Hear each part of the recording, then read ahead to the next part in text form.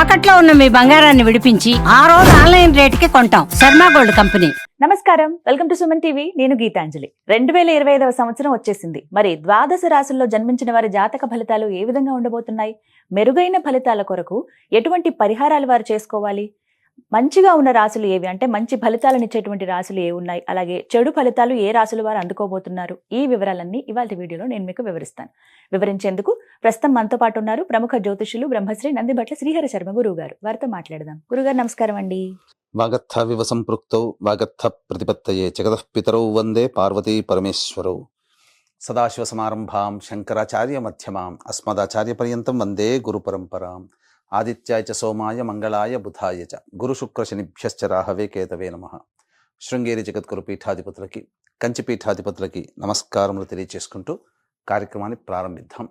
వీక్షించేటువంటి Suman TV ప్రేక్షకులకి గమనిక, ఇప్పుడు మనం చెప్పుకోబోయేటువంటి రాశి ఫలాలు ఏవైతే ఉన్నాయో అవన్నీ కూడా ఆంగ్ల నూతన సంవత్సర గమనాన్ని దృష్టిలో పెట్టుకొని జనవరి 1వ తారీఖు నుంచి డిసెంబర్ 31వ తారీఖు వరకు మాత్రమే ఉన్నటువంటి గ్రహాల స్థితిగతులను బట్టి వివిధ రాశుల వారికి ఏ విధంగా ఉండబోతుందో తెలుసుకుందాం. మనకు సాంప్రదాయానుసారంగా వచ్చేటువంటి ఉగాది నుంచి ప్రారంభమయ్యే రాశి ఫలితాలని, అనగా వచ్చే విశ్వావసునామ సంవత్సరానికి సంబంధించి ఉగాది ప్రారంభమయ్యడానికి అంటే ముందుగా మళ్ళీ ఆ యొక్క ఉగాది సందర్భంగా మళ్ళీ వివిధ రాశుల వారికి సంబంధించి రాశుల ఫలితాలు ఇవ్వడానికి ప్రయత్నం చేస్తాను. కాబట్టి ఇటువంటి దాంట్లో ప్రపంచమంతా అంగీకరిస్తున్నటువంటిది 2025 నూతన సంవత్సరం. అదేవిధంగా మనము కూడా ఆంగ్ల నూతన సంవత్సరం అనేటువంటి భావనతో ఈ యొక్క కార్యక్రమం చేస్తున్నాం. అదే ఉగాది నాడైతే మార్చి 29వ తారీఖు నుంచి మళ్ళీ 2026-28 వరకు ఉండేటువంటి గమనం వరకు ఉండేది చెప్పేటువంటిది. అవి మనం మరియు వీడియోలో తెలియజేసుకుందాం. అదే అడగబోతున్నాను గురుగారు. అంటే సాధారణంగా ఒకటే ప్రశ్న అడుగుతారు, ఉగాది కదా అసలు చెప్పాలి జాతక ఫలితాలు అనేవి, ఈ లోపు ఏంటి అంటే ఒక సాంప్రదాయంగా అది కొనసాగిపోతుంది. అంటే మనకేమని చెప్పబడింది అంటే, ధర్మం ఏం చెప్పబడింది శాస్త్రంలో అంటేనమ్మా, ప్రపంచమంతా ఏది ఒక విషయం గురించి ఒక తాటి మీద ఉంటుందో అది ధర్మమే కూర్చుంటుంది, శాస్త్రమే కూర్చుంటుందమ్మా. ఇక మరి ద్వాదశ రాశుల వారి జాతక ఫలితాలు తెలుసుకుందాం. ముందుగా గ్రహస్థితులు ఏ విధంగా ఉన్నాయో తెలియచేస్తారా? జనవరి 1, 2025 నుంచి. ఇక గ్రహస్థితిలోకి గనక గమనించుకున్నట్లయితే ముఖ్యంగా గురువు 9th మే వరకు కూడాను ఈ వృషభ రాశిలో సంచారం చేస్తున్నాడు. 9th మే నుంచి మిథున రాశిలోకి సంచారం, 9th మే నుంచి సెప్టెంబర్ 27వ తారీఖు వరకు. ఇక సెప్టెంబర్ 28 నుంచి నవంబర్ 11వ తారీఖు వరకు కర్కాటక రాశిలో. ఇక నవంబర్ 12వ తారీఖు నుంచి డిసెంబర్ 28 వరకు కర్కాటక రాశిలోనే వక్రీకరించే స్థితి పొంది ఉండడం. ఇక శని భగవాన్ల వారిని కనుక చూసుకున్నట్లయితే 15 ఏప్రిల్ వరకు కుంభరాశిలో సంచారం చేస్తున్నారు. 16 ఏప్రిల్ నుంచి అక్టోబర్ 9వ తారీఖు వరకు మీనరాశిలో సంచారం. ఈ మధ్య కాలంలో జూలై 8వ తారీఖు నుంచి వక్రీకరించి మీనరాశిలోనే సంచారం చేస్తున్నాడు. అలాగే అక్టోబర్ 10వ తారీఖు నుంచి కుంభరాశిలో సంచారం చేస్తూ వక్రీకరించి కుంభరాశిలో, నవంబర్ 26వ తారీఖు నుంచి వక్రత్యాగము శని భగవాన్ల వారు చేస్తున్నారు. ఇక రాహుకేతులు కనుక చూసుకున్నట్లయితే 15 మే వరకు కేతువు కన్యలో మరియు రాహువు మీనరాశిలోకి, అలాగే 16 మే నుంచి సింహరాశిలో కేతువు, అలాగే కుంభరాశిలో 16 మే నుంచి రాహుగ్రహ సంచారం జరుగుతుంది. ఇక్కడ గమనించుకున్నట్లయితే ఇక్కడ వీక్షించేటువంటి ప్రేక్షకులకు అందరికీ తెలియజేయాల్సినటువంటి అంశం ఏంటంటే, ముఖ్యంగా అందరూ ఈ ద్వాదశ రాశుల గురించి రాగానే అందరూ ఆలోచించేటువంటిది ముఖ్యంగా శని దోషం, ఏలినాడు శని, అష్టమ శని, అర్ధాష్టమ శని, కంటక శని, యోగ శని, ఈ శని దోషాలు. అయితే ఇక్కడ 15 ఏప్రిల్ వరకు శని కుంభరాశిలో సంచారం చేస్తూ 16 ఏప్రిల్ నుంచి మీనరాశిలోకి సంచారం చేస్తున్నా, ఈ యొక్క జూలై 8 నుంచి మీనరాశిలోనే సంచారం చేస్తూ వక్రీకరించినటువంటి కారణం చేత మళ్ళీ ఈ కుంభరాశి ఫలితాన్ని ఇస్తాడు. అక్టోబర్ 10న కుంభరాశిలోనే వక్రీకరించి ఉన్నటువంటి స్థితిగతుల చేత ఏమవుతుంది, మళ్ళీ మకర రాశి ఫలితాన్ని శని భగవానులు ఇస్తారు. కాబట్టి అర్థం చేసుకోవాల్సినటువంటి అంశం ఏంటంటే, ఎవరికి కూడాను ఈ సంవత్సరం శని భగవానుడు యోగదాయకంగా పూర్తిగా లేడు. 12 రాశుల వారికి అష్టమ శని, అర్ధాష్టమ శని, కంటక శని, యోగ శని, దాంపత్య శని, ఈ రాశుల ఈ యొక్క దోషాల శని దోషాలు ఏదో ఒక సందర్భంలో కొన్ని నెలల పాటు అందరూ రాశుల వారు అనుభవించాల్సిందే తప్ప ఇక్కడ ప్రత్యామ్నాయం లేదు. కాబట్టి ఇక కుంభరాశి వారికి ఏలినాటి శని వెళ్ళిపోతుందని సంతోషం కానీ, ఈ యొక్క సంబంధించి మకర రాశి వారికి ఏలినాటి శని వెళ్ళిపోతుందని సంతోషం కానీ, లేకపోతే కర్కాటక రాశి వారికి అష్టమ శని దోషం పోతుందని కానీ భావించాల్సిన అవసరం లేదు. వృశ్చిక రాశి వారికి అర్ధాష్టమ శని దోషం పోతుందని కూడా భావించాల్సిన అవసరం లేదు. ఎందుకంటే శని మళ్ళీ రుజు మార్గంలో వెళ్ళి మళ్ళీ వక్ర మార్గం చేత వక్రగతిన సంచారం చేస్తున్నటువంటి కారణం చేత 12 రాశులు శని ప్రభావానికి గురవుతాయి. కాబట్టి ఈ సంవత్సరం అన్ని రాశుల వారు శని దోష పరిహారములు ఖచ్చితంగా చేసుకోవలసినదే, అందులో సందేహం లేదు. గ్రహస్థితులు తెలియజేశారు గురుగారు. మరిక ద్వాదశ రాశుల్లో చివరిది మీనరాశి వారి జాతక ఫలితాలు ఏ విధంగా ఉన్నాయో తెలియజేస్తారా? జనవరి 1వ తారీఖు నుంచి డిసెంబర్ 31వ తారీఖు వరకు ఈ యొక్క మీనరాశిలో జన్మించినటువంటి వారికి ఏ విధంగా ఉండబోతుందో వంటి విషయాల గురించి మనం క్లుప్తంగా తెలియజేసుకుందాం. ఇంతకుముందు గ్రహ సంచారం గురించి తెలుసుకుందాం. ఆ గ్రహ సంచారం వల్ల ఎటువంటి సమస్యలు, ఇబ్బందులు ఎదురవుతాయని తెలుసుకుందాం. ముఖ్యంగా గమనించుకున్నట్లయితే ప్రధానంగా ఈ యొక్క 9 మే వరకు గురువు వృషభ రాశిలో సంచారం చేస్తుంటారు. కానీ 30 మార్చి వరకు వక్రీకరించినటువంటి కారణం చేత 2వ స్థాన ఫలితాలు కూడా మీకు అందుబాటులో ఉంటాయి. ఇక గమనించుకున్నట్లయితే 9 మే నుంచి సెప్టెంబర్ 27వ తారీఖు వరకు మిథున రాశిలోకి, అలాగే సెప్టెంబర్ 28 నుంచి నవంబర్ 11 వరకు కర్కాటక రాశిలోకి ప్రవేశం. ఇక ఈ యొక్క ప్రభావం చేత 9 మే నుంచి సెప్టెంబర్ 27 వరకు గురుబలం అనుకూలంగా లేదు. ఎప్పటి నుంచి? 1 ఏప్రిల్ నుంచి సెప్టెంబర్ 27 వరకు, అంటే ఏప్రిల్, మే, జూన్, జూలై, ఆగస్టు, సెప్టెంబర్ 6 నెలలు కంటిన్యూస్గా గురు బలం అనుకూలంగా లేదు. మొదటి 3 నెలలు అద్భుతంగా ఉంది. మళ్ళీ సెప్టెంబర్ 28 నుంచి నవంబర్ 11వ తారీఖు వరకు గురువు అనుకూలంగా ఉన్నాడు. కాబట్టి దగ్గర సెప్టెంబర్ 28, అంటే 2 నెలల పాటు అనుకూలంగా ఉండేటువంటి సమయంగా చెప్పవచ్చు. ఇక నవంబర్ 12 నుంచి మళ్ళీ డిసెంబర్ వరకు కూడా అనుకూలంగా లేదు. కాబట్టి తర్వాత 6 నెలలు వరకు, ఇంకా 7 నెలలు గురువు అనుకూలంగా లేడు, 5 నెలలు గురువు సామాన్యంగా యోగించబోతున్నాడు. ఇది గురుగ్రహ ప్రభావంలో జరిగేటువంటిది. కావున ఏం జరుగుతుంది? మీకు ప్రధానంగా ధనపరమైనటువంటి సమస్యలు ఏవైతే ఉంటాయో అవన్నీ కూడా మీరు మార్చి 30 లోపలనే మీరు పొందగలుగుతారు, సమస్యలన్నీ తీర్చుకోగలుగుతారు. ధన ప్రవాహం అధికంగా ఉంటుంది. ముఖ్యంగా చెప్పాలంటే ఉద్యోగం కోసం ప్రయత్నం చేసేటువంటి వాళ్ళు ఎవరైతే ఉన్నారో వాళ్ళు గట్టిగా ప్రయత్నం చేయండి. ఈ మార్చి లోపలనే ఉద్యోగం లభించే అవకాశాలు ఉంటాయి. ఇక గమనించుకున్నట్లయితే ప్రధానంగా ఈ యొక్క శనివారు సంపూర్ణముగా ఏలిన నాడి శని ప్రభావంలో మీనరాశి వారు ఉంటారు. అయితే 1 జనవరి నుంచి ఎప్పటి వరకు? అక్టోబర్ 10 వరకు ఈ యొక్క ఏలినాటి శని ప్రభావం. అక్టోబర్ 10 నుంచి నవంబర్ 26వ తారీఖు వరకు కుంభరాశిలో వక్రీకరించిన కాలం. ఈ కాలం మాత్రం చాలా యోగిస్తుంది. ఇటు లెక్క పెట్టుకోండి, అక్టోబర్ 10 నుంచి నవంబర్ 26. ఇక్కడ సెప్టెంబర్ 28 నుంచి నవంబర్ 11 గురువు అనుకూలంగా ఉంటున్నాడు, శని అనుకూలంగా ఉంటున్నాడు. కాబట్టి ఏది ఏమైనా గురు శని గ్రహ ప్రభావాలు అనుకూలంగా ఉన్నటువంటి కారణం చేత ఈ అక్టోబర్, నవంబర్ 15 లోపల అద్భుతంగా మీరు రాణించగలుగుతారు. ఈ మధ్యలో మార్చి 30 లోపల, మళ్ళీ అక్టోబర్ నుంచి నవంబర్ మధ్యకాలంలో అద్భుతంగా ఉంటుంది. మిగతా సమయంలో గురు శని ప్రభావాలు అనుకూలంగా లేవు. ఇక రాహుకేతులు చూసుకున్నట్లయితే 16 మే వరకు కూడాను జన్మంలో రాహువు, 16 మే నుంచి వ్యయస్థానంలో రాహువు. ఇక 15 మే వరకు సప్తమంలో కేతువు, 16 మే నుంచి కేతువు. కాబట్టి రాహు ప్రభావం వలన వృధా ప్రయాణాలు ఎక్కువగా ఉంటుంటాయి. కాకపోతే విదేశీయానము, విదేశీ విద్య కోసం ప్రయత్నం చేయాలనుకునే వాళ్ళకి అద్భుతంగా కలిసి వస్తుంది. విదేశీ విద్యలో ఈ యొక్క మీనరాశిలో జన్మించినటువంటి వాళ్ళు విదేశీ విద్యను పొందుతారు. విదేశీయానానికి అనుకూలంగా ఉంటుంది. అలాగే కేతువు యోగించేటువంటి పరిస్థితిలోనే ఉన్నాడు. కానీ మనం ఊహించింది ఒకటైతే ఊహించింది ఒకటి అవుతుంది. కాబట్టి ఎప్పుడు కూడా గొప్పగా ఉంటుందని ఎవరైనా కానీ ఊహించుకుంటాం, గొప్పగా ఉండాలని. కానీ మీరు ప్రయత్నాలు చేస్తున్నప్పుడు ఫలితాన్ని మీరు ముందుగానే ఊహించుకుంటూ ప్రయత్నం చేస్తే ఈ కేతు మీకు యోగించరు. కేతువు దగ్గర ఉన్నటువంటి గొప్ప ఇబ్బంది ఇదే. కాబట్టి మీరు ఫలితాన్ని ముందుగానే ఎక్స్పెక్ట్ చేసుకొని ఆ ప్రయత్నాన్ని మీరు ప్రారంభించకండి. ఫలితం దైవాధీనం, ప్రయత్నం మానవాధీనం అని చెప్పి ఉద్దేశంతో మీరు ప్రయత్నం చేయండి. ఖచ్చితంగా మీరు ఆ ప్రయత్నానికి ఎటువంటి సంపూర్ణ ఫలితం పొందుతారు? కేతువే మీకు దగ్గరుండి ఆ ఫలితాన్ని మీకు ఇంపించబోతున్నాడు. కాబట్టి అద్భుతం కదండి. కాబట్టి ఫలితాన్ని ఆశించకుండా ప్రయత్నం చేయడం ఈ 2025 సంవత్సరంలో మీనరాశి వారికి చెప్పబడి ఉన్నటువంటిది. కేంద్ర రాష్ట్ర ప్రభుత్వ ఉద్యోగంలో ఉన్నటువంటి వాళ్ళకి సాధారణమైనటువంటి బదిలీలు జరుగుతాయి. ప్రమోషన్స్ కూడా యాజ్ యూజువల్గానే వస్తాయి. కాకపోతే ప్రమోషన్స్ కోసం కోర్టు మెట్లెక్కాల్సినటువంటి పరిస్థితులు వస్తాయి. ఫైట్ చేయాల్సి వస్తుంది. కాబట్టి ఫైట్ చేసి సాధించుకుంటారు ప్రమోషన్ని. ఇక ప్రైవేట్ రంగంలో ఉన్నటువంటి వారికి అయితే, నిరుద్యోగస్తులకి సంవత్సరం మొత్తంలో ఎప్పుడు ఉద్యోగం లభించదంటే కొన్ని సమయాలు ఉద్యోగం లభిస్తాయి. సంవత్సరం అంతా కూడా పనిచేస్తున్న కంపెనీలోనే బుదుగుదల ఉండదా?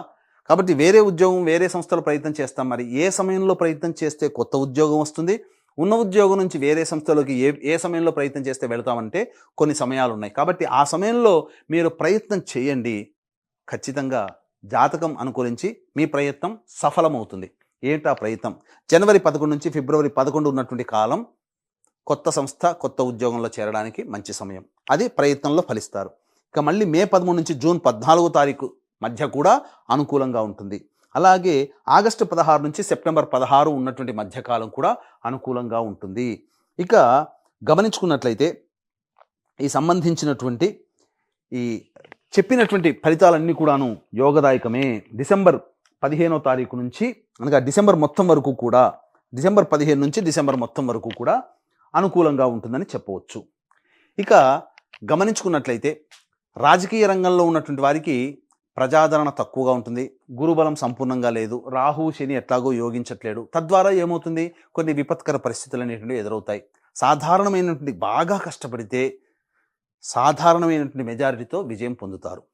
కానీ పెద్దల యొక్క అనుగ్రహం పొందే ప్రయత్నం చేయండి. తప్పకుండా భవిష్యత్తులో మీది పై చేయిగా ఉంటుందని చెప్పవచ్చు. భవిష్యత్ అంటే 2025 తర్వాత. కాబట్టి ఉన్న సమయాన్ని పలుకుబడి పెంచుకోవడానికి ప్రయత్నం చేయండి. పార్టీలో పలుకుబడి పెంచుకోవడానికి ప్రయత్నం చేయండి. ఇక ఈ యొక్క రాశిలో జన్మించినటువంటి సినీ రంగము, నాటక రంగము, నాట్యము, సాహిత్యము, సంగీతము, అలాగే TV serials, social media, electronic and printing media, ఇటువంటి రంగంలో ఉన్నటువంటి వారికి ఈ యొక్క ప్రభావం వలన ఎక్కువగా ప్రయాణాలు చేయగలిగినటువంటి, ఎక్కువ కాలం దూర ప్రాంతంలో ఉండి చేసుకునే ప్రాజెక్ట్స్ మీకు వస్తాయి. ధనము వస్తుంది. కాకపోతే ఇంటికంటే బయట ఎక్కువగా ఉంటారు. కాబట్టి మీరు మీ యొక్క పరిస్థితులను తగ్గట్టుగా ఊహించుకొని ఆలోచించుకొని ఆ ప్రాజెక్టులలో సైన్ చేయండి. ప్రజాదరణ బాగుంటుంది. ధనం కూడా ఈ యొక్క కళారంగంలో ఉన్నటువంటి వారికి బాగా వస్తుంది. విద్యార్థులు శని రాహు ప్రభావాలు, గురు ప్రభావాలు అంతగా లేని కారణం చేత జ్ఞాపక శక్తి తక్కువగా ఉంటుంది. కాబట్టి ఎక్కువగా కష్టపడే ప్రయత్నం చేయండి. మంచి ఫలితాలు పొందుతారు. పోరాట పటిమతో విద్యార్థులు కనుక ఉంటే ఆ స్ఫూర్తి వలన మీరు ఉత్తీర్ణత శాతాన్ని పొందుతారని చెప్పవచ్చు. ఇక గమనించుకున్నట్లయితే ఈ యొక్క సంబంధించినటువంటి restaurant business, hotel business, FMCG రంగము, సూపర్ మార్కెట్లు, ఎడ్యుకేషనల్ ఇన్స్టిట్యూషన్స్, జ్యువెలరీ రంగము, కర్రీ పాయింట్స్ నడిపేటువంటి వాళ్ళు, తీర్థయాత్రలు, అలాగే పూజా స్టోర్స్ నడిపేటువంటి వాళ్ళు, పండ్ల వ్యాపారస్తులు, కుల వృత్తుల్లో ఉన్నటువంటి వాళ్ళు, వీళ్ళందరూ కూడా ఏప్రిల్ 30వ తారీఖు లోపలనే వ్యాపారము, ఆదాయము చాలా చక్కగా ఉంటుంది. ఏదైతే కొత్తగా ప్రారంభించాలనుకుంటారో మార్చి 30వ తారీఖు లోపల ప్రారంభించేయండి. ఏప్రిల్ 1వ తారీఖు నుంచి అనుకూలంగా లేదు. కాబట్టి ప్రయత్నం చేయండి. ఎందుకనంటే ఈ లోపల మనము ప్రారంభించే సమయం మంచిగా ఉంటే తర్వాత వచ్చేటువంటి ఇబ్బందులన్నీ కూడాను మనం పరిష్కరించుకోగలుగుతాం. ప్రారంభించే సమయమే కష్టంగా ఉంటే మంచి సమయం ఉన్నా ఆ ప్రభావం దాని మీద పడుతుంది. కాబట్టి మార్చి 30 వరకు గురువు అనుకూలంగా ఉన్నాడు. మళ్ళీ ఇంకెప్పుడండి అనుకూలంగా ఉంటాడు అంటే సెప్టెంబర్ 28 నుంచి నవంబర్ 11వ తారీఖు మధ్యకాలం ఈ యొక్క గురువు గారు అనుకూలంగా వస్తున్నారు. కాబట్టి 1 ఏప్రిల్ నుంచి సెప్టెంబర్ 28 ఉన్నటువంటి మధ్యకాలం గడ్డు కాలంగా భావిస్తూ ఆ యొక్క కష్టాలకి తగ్గినటువంటి ప్రతిఫలం సెప్టెంబర్ 28 నుంచి నవంబర్ 11వ తారీఖు మధ్యకాలంలో పొందుతారు. ఇది తెలుసుకోదగినటువంటిది.